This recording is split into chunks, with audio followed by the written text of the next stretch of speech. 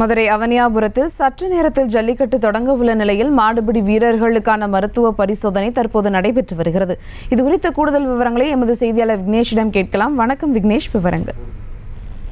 நிச்சயமாக உலக புகழ்பெற்ற ஜல்லிக்கட்டு போட்டிகளில் ஒன்றான அவனியாபுரம் ஜல்லிக்கட்டு போட்டி இன்னும் அரை மணி நேரத்தில் துவங்க உள்ள நிலையில் இந்த ஜல்லிக்கட்டு போட்டியை மாவட்ட ஆட்சியர் சங்கீதா மற்றும் அமைச்சர் மூர்த்தி கொடியசைத்து துவக்கி வைக்க உள்ள நிலை.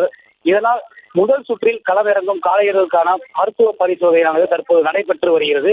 அது மருத்துவ பரிசோதனையானது ஒவ்வொரு நபருக்கும் உடல் தகுதி மற்றும் இடை, உயரம், ஏதேனும் போதை வஸ்துகள் உட்கொண்டுள்ளார்களா என அனைத்து சோதனையும் நடைபெற்ற பின்பு அவர்கள் வாங்கிய டோக்கன்களை சரிபார்க்கப்பட்டு பின்பு அவர்கள் பெயர்களை பதிவு செய்யப்பட்டு சீருடை வழங்கப்பட்டு அவர்கள் வரிசைப்படுத்தப்பட்டு வருகின்றனர்.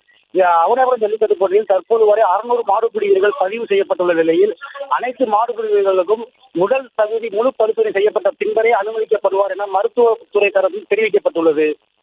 குறிப்பிடத்தக்கது. செய்திகளை உடனுக்குடனும் துல்லியமாகவும் தெரிந்து கொள்ள சப்ஸ்கிரைப் பண்ணுங்க.